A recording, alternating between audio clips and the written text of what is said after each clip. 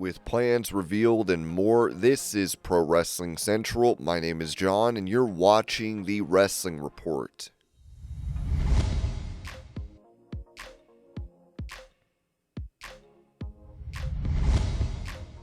Opening up on his health after having a few matches for AEW recently, MVP said this on his Marking Out podcast. "My neck's been bothering me since the street fight. Got a little whiplash from that ricochet dive. Usually you stop in for the trainers, sign up on the list to get a designated time to come in and get whatever work you need. Stretch, electronic stim, whatever you need, they got you. I'm gonna go get my bandage changed in a little bit and get my neck worked on before showtime."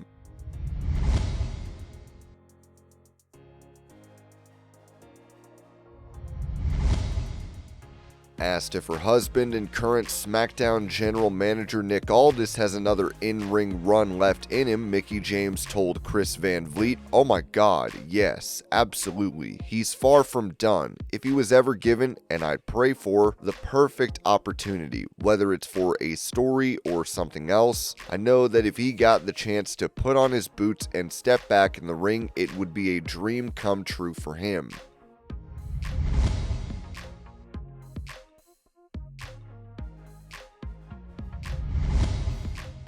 Mentioning his thoughts on being released from WWE back in 2014, Drew McIntyre said this to the No Contest Wrestling podcast, "And my first thought was, it was only a month ago I got fired, but maybe I just needed a kick in the ass. And sure enough, Hunter was watching me that whole time, with William Regal especially keeping tabs and keeping him updated. Then in 2017, before I returned to WWE, I was ready to go to New Japan at that point. That's where my head was at. I spoke to the right people to start having serious conversations, and Regal told me, you gotta talk to Hunter first, gotta talk to Paul first. And 1 minute into that conversation, I knew it was time to come back."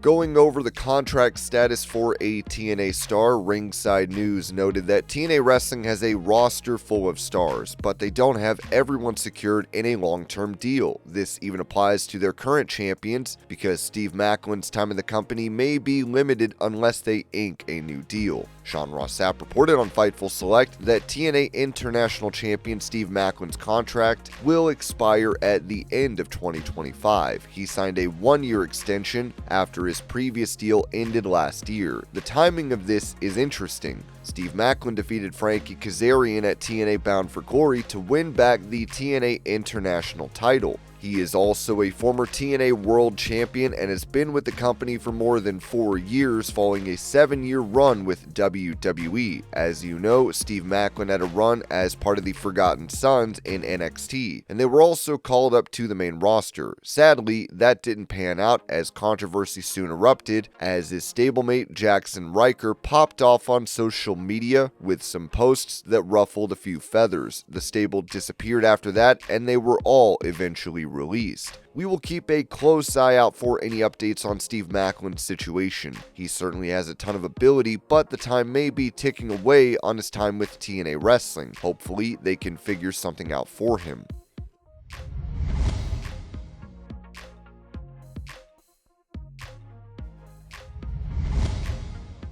Staying on the topic of contracts expiring, Ortiz opened up on his current deal with All Elite Wrestling, telling Juan Breezy, "As of right now, I have about a year left with the company, give or take. I would love to stay there. I love working at AEW. I've been coaching and producing, which is helping me learn a new skill in wrestling and will give me more time in the business. It's also making me a better wrestler because I'm helping others plan matches and looking at things from a different point of view. I really enjoy it. It's something I've always wanted to do, and now I have the chance to do it there. Even if I stay just to coach and produce while still being able to wrestle, I'd be happy. That's the best of both worlds since I still get to perform. If they keep me, I think I'd definitely stay."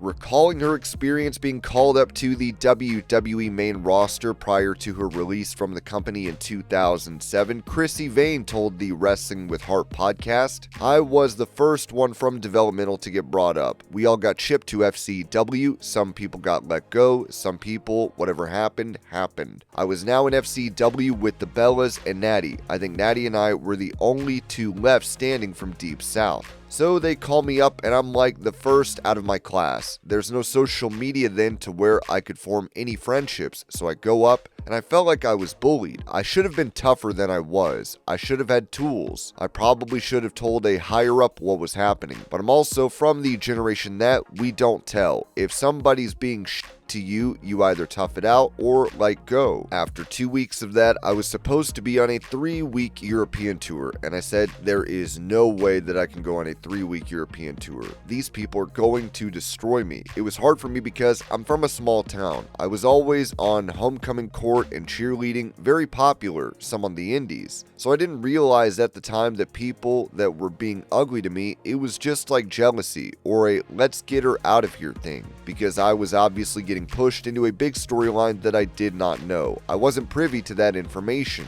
so I ended up quitting before the 3-week European tour, and I was already taking a lot of XANAX at that time to numb everything. We didn't do therapy back then. We didn't do mental health, so it was really challenging. I was on so much XANAX that I couldn't feel anything, so I was like, screw it, I'm just gonna walk away.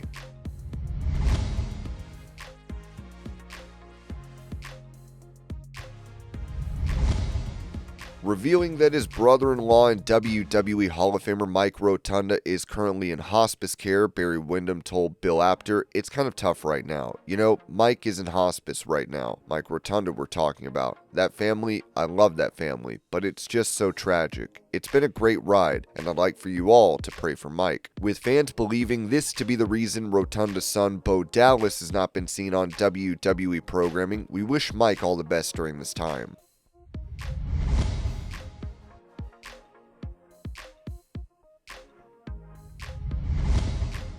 Talking about WWE wrestlers being independent contractors, former WWE star and lawyer David Otunga said this on his YouTube channel. Now this is the knockout punch. So the Federal Trade Commission's 2024 rule banning non-compete doesn't just cover employees. It also covers independent contractors. So even if WWE argues they're not employees, excuse me, the FTC says it doesn't matter. Non-competes for independent contractors are unfair methods of competition.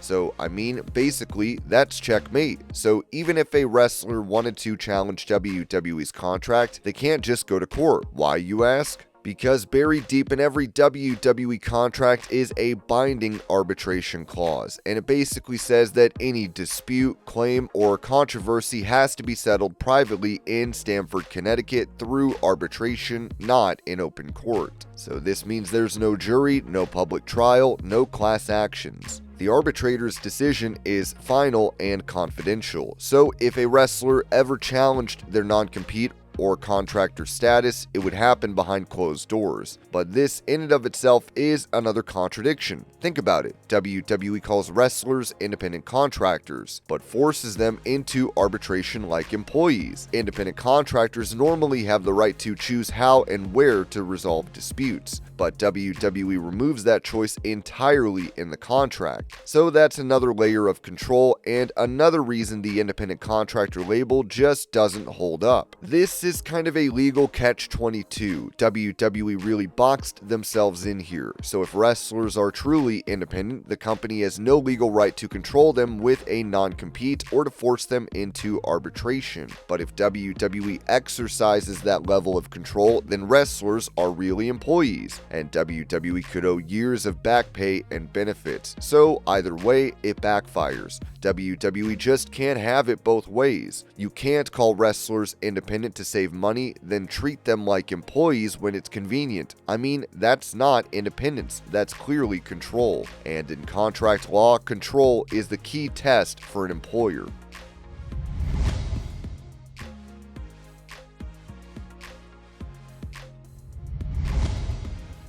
Touching on next year's plans for WWE, Ringside News wrote that WWE isn't just bringing Elimination Chamber to Chicago, they're planning to take over the entire city. According to PW Insider, WWE is preparing to build a full wrestling weekend around the Elimination Chamber premium live event, which is currently scheduled for February 28, 2026 at the Allstate Arena. The plan includes hosting SmackDown the night before on February 27th, with additional events being discussed, including possible shows from NXT and even AAA. The idea is to turn Chicago into the epicenter of wrestling that weekend, creating a full-on festival experience for fans. But there's another layer to WWE strategy, one that has AEW in its crosshairs. Sources say the date of Elimination Chamber isn't 100% locked in yet, and WWE could shift it a week earlier or later if AEW tries to run a competing pay-per-view. That's part of WWE's current game plan of holding PLEs on Saturday nights to better position themselves against other sports broadcasts, and now possibly to go head-to-head with Tony Khan's crew. With WWE, NXT, and AAA potentially all under the same roof that weekend, fans could get one of the most stacked wrestling weekends in recent memory. Between top stars, cross-brand appearances, and the road to WrestleMania heating up, Chicago may become ground zero for 2026's biggest wrestling headlines. And this was your pro wrestling news update. I hope you're all having a great day. Thank you so much for watching, and I will see y'all later.